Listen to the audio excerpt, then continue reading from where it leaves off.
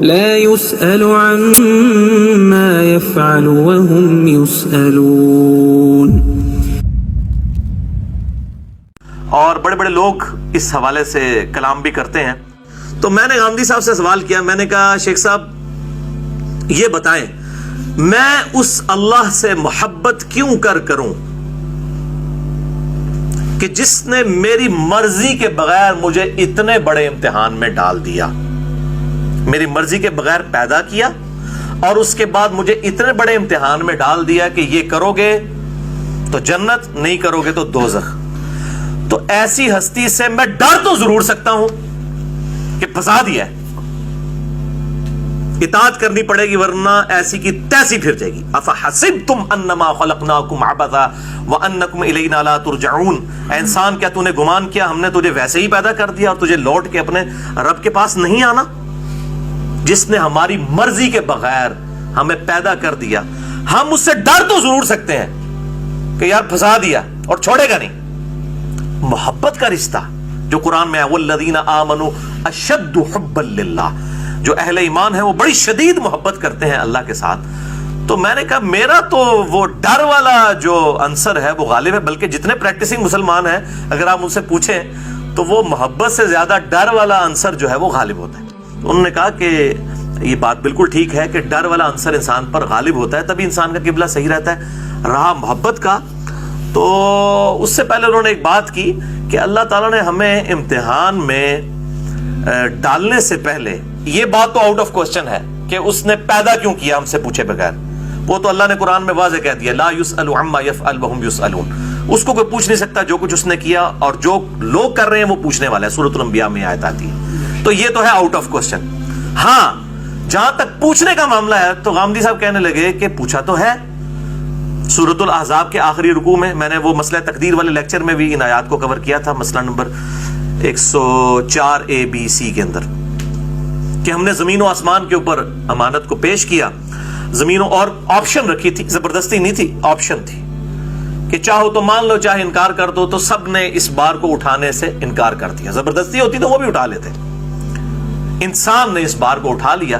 اور اللہ تعالیٰ فرماتا ہے کہ وہ جاہل تھا اور ظالم تھا، یعنی اس نے انڈر ایسٹیمیٹ کر لیا جاب کو، اور ظاہر ہے اس کی سرشت ایسی بنائی گئی تھی، لالچ تو انسان کی سرشت کے اندر ہے.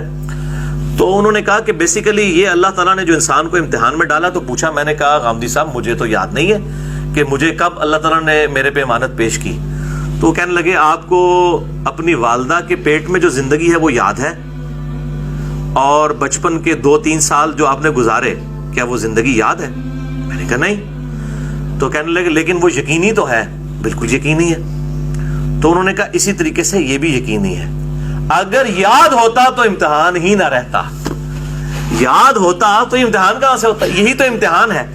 اور جو اللہ تعالیٰ ہم نے امانت پیش کی وہ ہماری سرشت میں اللہ تعالیٰ نے ڈالی ہوئی ہے. میں آج آپ سے کہتا ہوں کہ کسی شخص کو یہ آپشن دی جائے کہ اگر یہ کام کر لو، کوئی مشکل کام نہیں، تھوڑے سے اللہ کی اطاعت اختیار کرنی ہے، تو ہمیشہ کی اربوں سال کی زندگی عیاشی والی ملنے والی ہے. اور وہ ایسی زندگی ملنے والی ہے کہ جس زندگی میں کن فیکون ہوگا تمہارے حق میں بھی. جنت میں انسان جو تمنا کرے گا وہ سامنے آ جائے گا. کن فیکون والا معاملہ، ہمیشہ کی زندگی.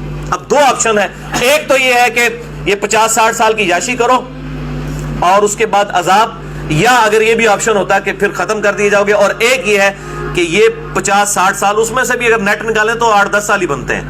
یہ آپ اللہ کو دے لیں، اور اربوں سال کی زندگی، جو صحیح مسلم میں حدیث ہے کہ دنیا اور آخرت کی مثال اس طرح جیسے کوئی انگلی ڈبوئے سمندر میں تو جو پانی لگتا ہے وہ دنیا ہے، اور سمندر آخرت کی زندگی انفینٹ لائف. یہ اتنا بڑا انعام جو ہے تو سب کے سب لوگ لالچی ہیں، تیار ہو جائیں گے.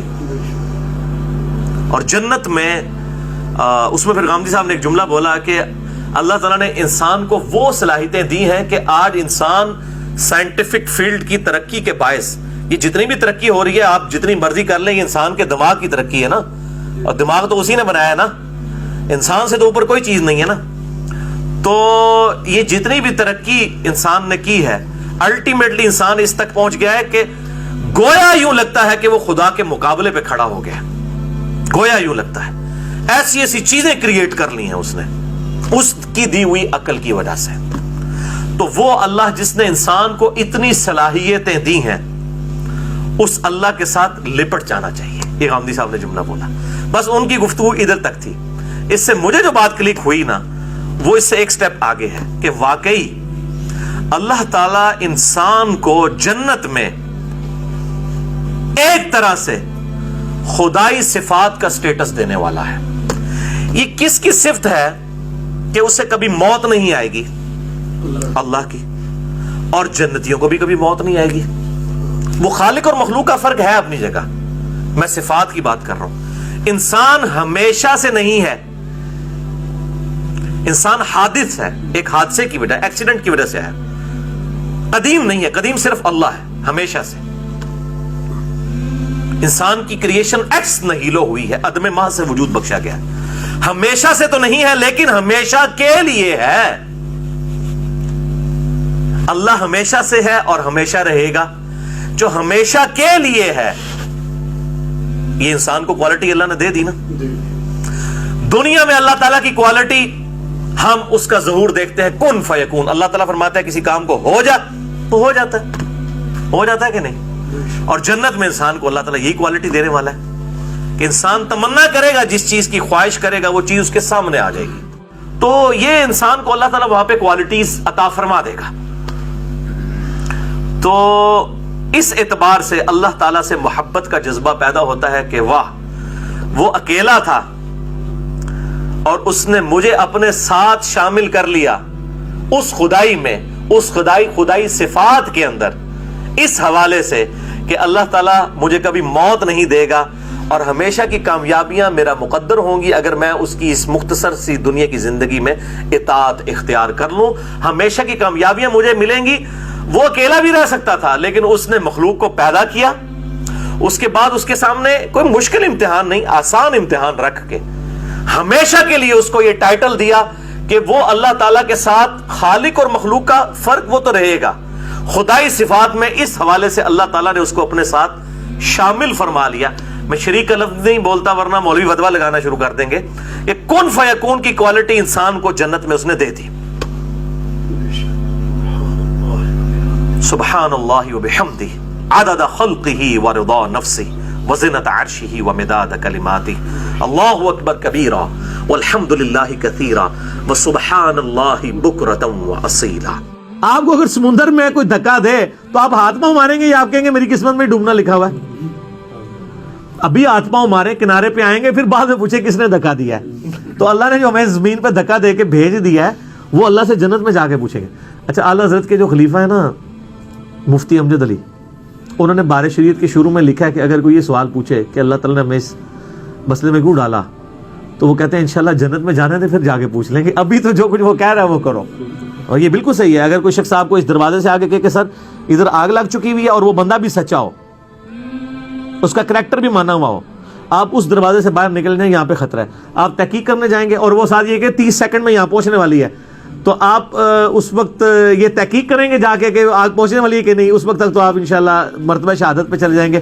آپ کہیں گے ابھی تو میں یہاں سے نکلوں, بعد میں دیکھوں گا.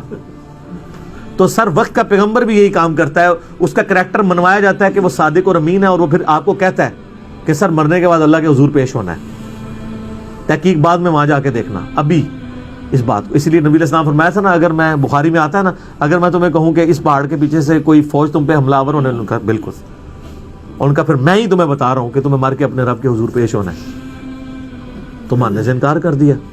سر توحید ایسی کڑوی چیز ہے نہ ماننے والوں کے لیے, جو مان لے تو اس سے میٹھی چیز ہی کوئی نہیں.